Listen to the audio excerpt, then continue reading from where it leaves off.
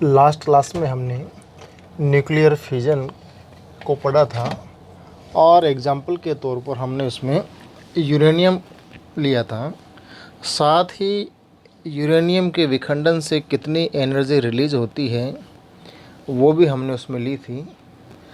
आज जो next topic है अपना वह है स्वतः विखंडन तथा विभवरोधिका। स्वतः विखंडन का अर्थ है, हमने एग्जाम्पल लिया था यूरेनियम 235 का लास्ट क्लास में, और उस यूरेनियम 235 का विखंडन तभी होता है जबकि हम उसके ऊपर थर्मल न्यूट्रॉन का बौछार करवाते हैं। बिना थर्मल न्यूट्रॉन की बौछार के यूरेनियम 235 का विखंडन नहीं होता है। लेकिन यदि उसी यूरेनियम का विखंडन न्यूट्रॉन की बौछार किए बिना ही हो जाए, अर्थात किसी भी पार्टिकल की बौछार किए बिना ही किसी नाभिक का विखंडन हो जाए, तो वह स्वतः विखंडन कहलाता है, स्पॉन्टेनियस फिजन कहलाता है। इससे पहले लास्ट चैप्टर में हमने प्रति न्यूक्लियन बाइंडिंग एनर्जी और द्रव्यमान संख्या ए के बीच एक ग्राफ खींचा था, और उस ग्राफ से निष्कर्ष ये निकला था, निष्कर्ष एक से ज़्यादा थे, उनमें से मैं एक बता रहा हूँ कि भारी नाभिक जो थे उनकी बाइंडिंग एनर्जी थी 7.6 मिलियन इलेक्ट्रॉन वोल्ट, लगभग वैल्यू जो थी। भारी नाभिक कौन से? जिनकी द्रव्यमान संख्या 80 के अबोव हो। और यदि हम मध्य क्रम के नाभिकों की बात करें, मध्य क्रम के नाभिक कौन से? जिनकी द्रव्यमान संख्या भारी नाभिकों की द्रव्यमान संख्या की लगभग आधी हो। जैसे हमने एग्जाम्पल के तौर पर यूरेनियम 235 लिया, तो इसका लगभग आधा कर दें हम, तो आधा 100 समथिंग आएगा। तो उस द्रव्यमान रीजन में नाभिकों की प्रति न्यूक्लियन बाइंडिंग एनर्जी देखें तो वो बाइंडिंग एनर्जी है 8.5 मिलियन इलेक्ट्रॉन वोल्ट।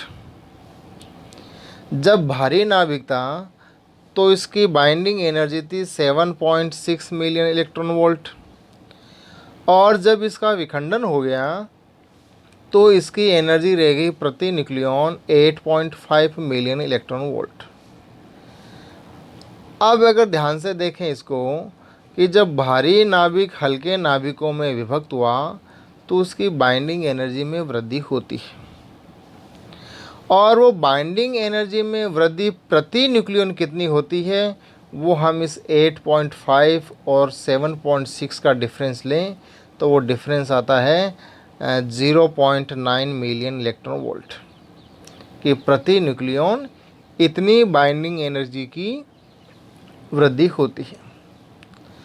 अब एग्जाम्पल इसमें बुक में जैसे लिया है कि यदि हम यूरेनियम 238 नाभिक का विखंडन कर दिया जाए तो प्रति न्यूक्लियन बाइंडिंग एनर्जी कितनी वृद्धि होती है? 0.9 मिलियन इलेक्ट्रॉन वोल्ट। तो 238 न्यूक्लियनों की वृद्धि कितनी हो जाएगी टोटल? वो हो जाएगी 214 मिलियन इलेक्ट्रॉन वोल्ट। यदि हम ऊर्जा की उपलब्धता को देखें तो उस उपलब्धता के अनुसार द्रव्यमान संख्या 85 से अधिक वाले नाभिकों का विखंडन संभव है। बाद में 1914 में साइंटिस्ट फ्लेरो और पित्रजोक ने यह ज्ञात किया कि हम बाह्य नाभिकीय कणों की बौछार किए बिना भी यूरेनियम या इससे भारी नाभिकों का स्वतः विखंडन कर सकते हैं। स्पॉन्टेनियस फिजन की कुछ प्रोबेबिलिटी है, संभावित है, और इस विखंडन प्रक्रिया को ही हम स्पॉन्टेनियस फिजन कहते हैं। अब ये स्पॉन्टेनियस फिजन न्यूक्लियस में हो, नाभिकों में हो, उसकी क्या शर्त होगी? यदि कोई भी नाभिक उस शर्त की पालना करता है तो उसका सममित स्वतः विखंडन होना चाहिए। स्वतः विखंडन अपने डेफिनेशन ली है कि क्या है। अब हम ये चाहते हैं कि वह स्वतः विखंडन किस प्रकार से हो, सिमेट्रिक हो। और सिमेट्रिक का अर्थ यहाँ पर यह है कि जो भारी नाभिक हमने लिया है वह भारी नाभिक दो टुकड़ों में विभाजित हो जाए, लेकिन समान द्रव्यमान के। सिमेट्रिक मास होना चाहिए दोनों का। तो सममित स्वतः विखंडन की क्या शर्त है, और उस शर्त को निकालने के लिए कि भाई हाँ, कोई भी नाभिक का सममित स्वतः विखंडन कब होगा, जबकि वह कोई किसी शर्त का पालन करेगा। अब वह कंडीशन क्या है, वो शर्त क्या है, वो अगर देखें तो उस कंडीशन को निकालने के लिए, उस शर्त को ज्ञात करने के लिए हमने फर्स्ट तो सेमी एम्पिरिकल मास फॉर्मूले को काम में लेंगे। सेकेंड, एक हमने नाभिक लिया है जिसका एटॉमिक नंबर Z है और द्रव्यमान संख्या A है,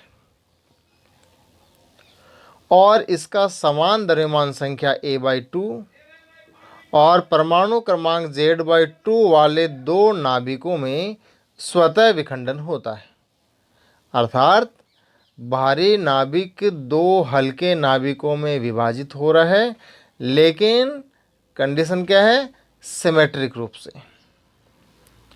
और अगर इस सममित स्वतः विखंडन या विखंडन में रिलीज हुई एनर्जी की वैल्यू निकालें तो वो रिलीज हुई एनर्जी की वैल्यू आएगी EF = mZA - 2mZ/2 A/2। ये जो एनर्जी है, ये एनर्जी है मिलियन इलेक्ट्रॉन वोल्ट में। वही मास डिफेक्ट को हमने c² से मल्टीप्लाई किया, डेल्टा m की वैल्यू हमने मास डिफेक्ट की वैल्यू निकाली थी, द्रव्यमान क्षति कितनी है, और इसको हमने c² से मल्टीप्लाई किया। यहाँ जो डेल्टा m था मास डिफेक्ट, वो एटॉमिक मास यूनिट में था, और जब एटॉमिक मास यूनिट को हम मिलियन इलेक्ट्रॉन वोल्ट में लिखते हैं तो वो मिलियन इलेक्ट्रॉन वोल्ट पर c² आएगा, और एक c² अपने पास पहले से ही है, ये कैंसिल हो जाएगा। तो सिर्फ अपने पास क्या बचेगा, यही फॉर्मूला बचेगा, EF = mZA - 2mZ/2 A/2, equation number first. अब यहाँ पर जो इक्वेशन नंबर फर्स्ट के राइट साइड में जो दो मास दिए हैं, एक तो mZA और दूसरा -2mZ/2 A/2, ये मास की वैल्यू है। और इस मास की वैल्यू हम सेमी एम्पिरिकल मास फॉर्मूले से ज्ञात करेंगे, और सेमी एम्पिरिकल मास फॉर्मूला जो है वह है ये इक्वेशन नंबर सेकंड, जिसको हम पहले ज्ञात कर चुके। इसी सेमी एम्पिरिकल मास फॉर्मूले से हम इसका भी मान निकालेंगे। तो इसी इक्वेशन नंबर सेकंड में जहाँ Z है वहाँ Z/2 कर दीजिए, और जहाँ द्रव्यमान संख्या A है वहाँ A/2 कर दीजिए, और ये वैल्यू चेंज करने पर अपने पास आती है इक्वेशन नंबर थर्ड। ये दोनों वैल्यू सेकेंड और थर्ड को जब हम इक्वेशन फर्स्ट में रखते हैं तो फर्स्ट में रखने पर अपने पास इक्वेशन नंबर मिलती है 4। दोनों वैल्यू रखने के पश्चात, और अगर इक्वेशन नंबर 4 को ध्यान से देखें तो इसमें दो कांस्टेंट राशियां हैं। एक तो है AS, वो है सरफेस एनर्जी से संबंधित, और दूसरा है AC, कोलॉम्ब एनर्जी से संबंधित। अर्थात इस प्रकार के विखंडन में सिर्फ दो ही प्रकार के कंपोनेंट या कारक प्रभावी रहते हैं। एक तो है सरफेस एनर्जी और दूसरी है कोलॉम्ब एनर्जी। बाकी की वैल्यू जो है उसको हमने नगण्य माना है कि उनका प्रभाव बहुत कम रहता है। लेकिन इस प्रकार के विखंडन में जो मुख्य रूप से प्रभावी घटक है वो है AS और AC। एक है सरफेस एनर्जी से रिलेटेड और दूसरा है कूलम्ब एनर्जी से रिलेटेड। आगे बढ़ें तो सममित विखंडन में जो एनर्जी रिलीज होती है उस एनर्जी की वैल्यू जो है ई एफ, जो है आपने निकाली है इक्वेशन नंबर 4 में, वो ई एफ की वैल्यू ग्रेटर देन 0 होनी चाहिए। और ग्रेटर देन इक्वल टू 0 की अगर कंडीशन यहाँ पर हम रखें तो इक्वेशन मिलती है हमारे पास ये वाली। इसको सोल्व करें तो Z square upon A greater than equal to 0.26 AS upon 0.37 AC। AS की वैल्यू जो है 13 मिलियन इलेक्ट्रॉन वोल्ट और AC की वैल्यू है वो है 0.595 मिलियन इलेक्ट्रॉन वोल्ट। यदि ये दोनों मान हम इस इक्वेशन में रखें तो जेड स्क्वायर अपॉन ए की जो वैल्यू आती है वो आती है 15। ये है सममित स्वतः विखंडन की आवश्यक शर्त कि यदि किसी नाभिक के लिए उसके एटॉमिक नंबर और द्रव्यमान संख्या एक हो और यदि वह जेड स्क्वायर अपॉन ए की value greater than equal to 15 अगर आती है तो उस प्रकार के नाभिक के लिए स्वतः विखंडन संभवित होगा। या जिस नाभिक के लिए जेड स्क्वायर अपॉन ए की value greater than equal to 15 हो तो उस नाभिक का स्वतः विखंडन होना चाहिए। यहाँ पर एक एग्जाम्पल लिया है कि यदि z greater than equal to 35 और a greater than equal to 80 लें, ऐसा नाभिक जिसका एटॉमिक नंबर 35 से अधिक हो और द्रव्यमान संख्या 80 से अधिक हो, तो इस प्रकार के विखंडन की संभावना बनती है, कुछ प्रोबेबिलिटी बनती है, क्योंकि उस स्थिति में जेड स्क्वायर अपॉन ए की जो वैल्यू है वो ग्रेटर देन 15 प्राप्त होती है। यदि हम यूरेनियम का एग्जाम्पल लें, यूरेनियम 238 का, और उसके लिए हम जेड स्क्वायर अपॉन ए की वैल्यू ज्ञात करें तो इसके लिए जेड स्क्वायर अपॉन ए की वैल्यू जो आती है वो आती है 35.6। और यदि किसी नाभिक के लिए Z square upon A greater than equal to 15 है तो उसका स्वतः विखंडन हो जाना चाहिए। और इससे हमें ज्ञात होता है कि यूरेनियम 238 का स्वतः विखंडन होना चाहिए। क्यों? क्योंकि यह स्वतः विखंडन की शर्त की पालना करता है। लेकिन यूरेनियम 238 की स्वतः विखंडन के लिए जो हाफ लाइफ है वो 10⁻16 वर्ष पाई जाती है, अर्थात अपने आप विखंडित नहीं होगा, बहुत टाइम लगेगा। तो यदि कोई नाभिक Z square upon A greater than equal to 15 की शर्त की पालना करता है तो उसका स्वतः विखंडन होना चाहिए। फिर भी यदि स्वतः विखंडन नहीं हो रहा है तो इसका मतलब ये हुआ कि उसमें ऐसा कोई कारक उपस्थित है, ऐसा कोई कारक जिम्मेदार है जो कि स्वतः विखंडन को रोकता है या स्वतः विखंडन को अवरोधित करता है। और उस कारक को हम कहते हैं विभवरोधिका, जो कि नाभिक के स्वतः विखंडन को अवरोधित करता है। अब इस स्वतः विखंडन को अवरोधित करने वाली जो विभवरोधिका है उसका मान हमें ज्ञात करना है कि इस पोटेंशियल बैरियर की वैल्यू कितनी है जो कि स्वतः विखंडन को अवरोधित कर रही है। अब इस स्वतः विखंडन को अवरोधित करने के लिए या अवरोधित करने वाली विभवरोधिका का मान ज्ञात करने के लिए हम स्वतः विखंडन के रिवर्स ऑर्डर को पहले काम में लेंगे समझने के लिए। रिवर्स ऑर्डर से मतलब क्या है? फर्स्ट ऑर्डर क्या है कि भारी नाभिक जो है विखंडित होकर के दो हल्के नाभिकों में टूट जाए। रिवर्स ऑर्डर का अर्थ है कि ये दोनों हल्के नाभिक मिलकर के एक भारी नाभिक का निर्माण करते। यह है रिवर्स ऑर्डर। और इस रिवर्स ऑर्डर में हमने दो सममित सिमेट्रिक प्रोडक्ट न्यूक्लियस लिए हैं जिनकी द्रव्यमान संख्या कितनी है? a/2 और एटॉमिक नंबर है Z/2। और ये दोनों न्यूक्लियस एक दूसरे के निकट आते हैं और अंत में मिलकर के एक नए सममित गोलीय आकार के नाभिक को बनाते हैं।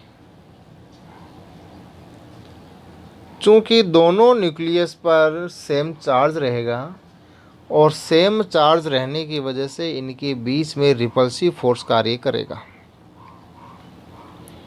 तो जब दोनों न्यूक्लियस एक दूसरे के निकट आते हैं तो उनकी रिपल्सिव पोटेंशियल एनर्जी किस प्रकार से बढ़ती है उसका यहाँ पर एक ग्राफ दिया है, और वो ग्राफ ये वाला ही है।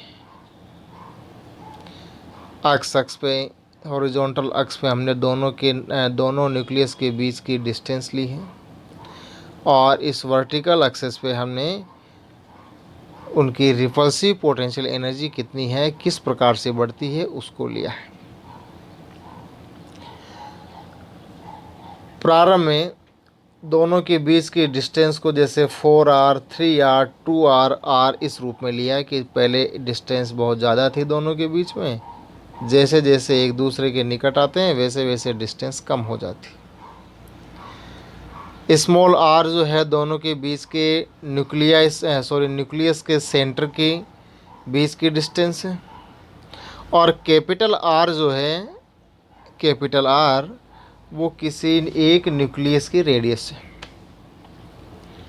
तो जब दोनों न्यूक्लियस के सेंटर के बीच की distance 4 capital R, 3 capital R, 2 capital R, 2 capital R कौन सी है? 2 कैपिटल R ये है कि जब दोनों ही न्यूक्लियस जस्ट एक दूसरे को टच करने वाले, उस स्थिति में दोनों के सेंटर की डिस्टेंस जो है वो है 2r। तो प्रारंभ में ध्यान से देखें तो प्रारंभ में जो भी पोटेंशियल एनर्जी थी, जैसे जैसे न्यूक्लियस एक दूसरे के पास में आते हैं उनकी ये पोटेंशियल एनर्जी का मान बढ़ता जाता है ऐसे। और पोटेंशियल एनर्जी का जो फॉर्मूला है सामान्य वो है EC इज इक्वल टू, वैसे तो है KQ1 Q2 अपॉन R होता है। यहाँ पर Q1 Q2 जो है दोनों ही न्यूक्लियस के चार्ज हैं। एक न्यूक्लियस का एटॉमिक नंबर Z/2 है तो चार्ज हो जाएगा Ze/2। तो Q1 की जगह भी यही आएगा, Q2 की जगह भी यही आएगा।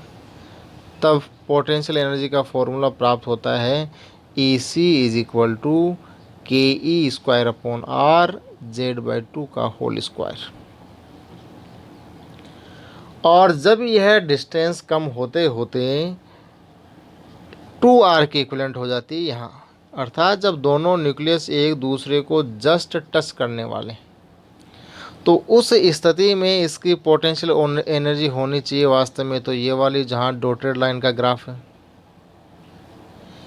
लेकिन यहाँ पर आकर के इसकी पोटेंशियल एनर्जी जो है वो ये जो सॉलिड लाइन है इतनी हो जाती ऐसे, अर्थात कुछ डिफरेंस आता है, कुछ कम हो जाती। कम कितनी होती है?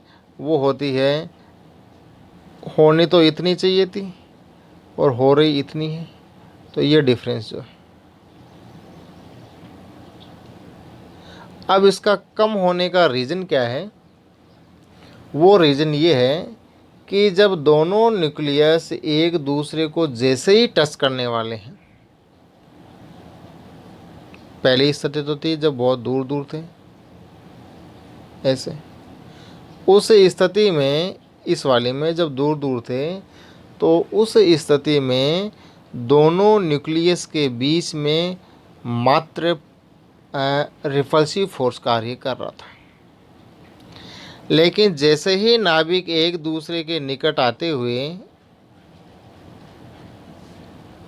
पास में आते हैं और जस्ट टच करने वाले रहते हैं, तो उस स्थिति में इन दोनों न्यूक्लियस के बीच में न्यूक्लियर फोर्स लगना प्रारंभ हो जाता है, अर्थात आकर्षण बल बढ़ने लग जाता है।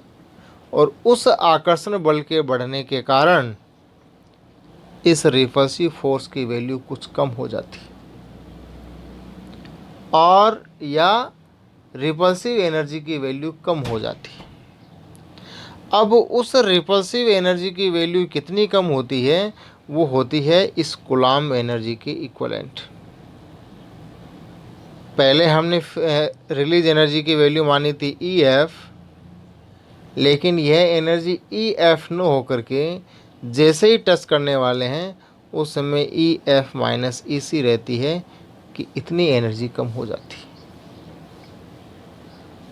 अर्थात इस स्थिति में अगर हम देखें कि जब दोनों न्यूक्लियस एक दूसरे को जस्ट टच करने वाले हैं, तो उस स्थिति में नाभिक की या दोनों न्यूक्लियस की कूलम्ब एनर्जी की जो वैल्यू है वो है ये EC is equal to K, Q1 की जगह ZE/2, Q2 की जगह भी ZE/2 अपॉन R। R है दोनों न्यूक्लियस के बीच की डिस्टेंस। तो वैल्यू आती है KZ² अपॉन 8R। नाभिक की त्रिज्या का जो फॉर्मूला है R is equal to R0 A की पावर 1/3, या A की जगह आएगा A/2। R0 की जगह R0 का मान रखिए। मान रखने पर अपने पास कूलम्ब एनर्जी की इक्वेशन आती है 7। AC is equal to 0.156 Z² upon A की पावर 1/3 मिलियन इलेक्ट्रॉन वोल्ट।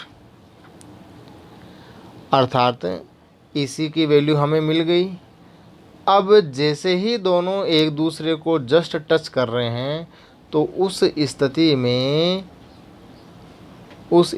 में यदि ऊर्जा का मान इस कूलम्ब एनर्जी से अधिक हो, तो उस स्थिति में नाभिक का स्वतः विखंडन की संभावना होनी चाहिए। और विखंडन प्रक्रिया में अब जो नया प्रतिबंध लागू होगा, पहला प्रतिबंध कौन सा था? पहला प्रतिबंध था जो हमने लिया था EF की value greater than equal to 0 होनी चाहिए। लेकिन अब इस स्थिति में वैल्यू EF माइनस EC, क्योंकि रिपल्सिव एनर्जी EC से कम होगी, ग्रेटर देन इक्वल टू 0 होना चाहिए। यह फॉर्मूला EF की जगह EF का मान रखिए और EC का मान इक्वेशन नंबर 7 से रखें, और साथ ही AS और AC के मान रख कर के इसको सोल्व करें। तो सोल्व करने पर इक्वेशन आती लास्ट में अपने पास ये वाली, Z² upon A greater than equal to 53, कि यदि नई कंडीशन क्या आई है स्वतः विखंडन की, सममित स्वतः विखंडन की, कि यदि किसी नाभिक के लिए Z² अपॉन A की वैल्यू 53 से अधिक हो, तो उस नाभिक की स्वतः विखंडन की संभावना बनती है। और वास्तव में यह देखा गया है कि ये जो कंडीशन है Z² upon A greater than equal to 53, यह नाभिकों की जो स्थायित्व की सीमा है कि जिसकी वैल्यू कितनी है 44, उससे अधिक है। और इस विसंगति को क्वांटम यांत्रिकी सुरंगन प्रभाव के द्वारा समझाया जाता है। तो ये तो हुआ अपना स्वतः विखंडन और नाभिकीय विभवरोधी का। नेक्स्ट टॉपिक जो है उसको अब हम नेक्स्ट क्लास में देखेंगे।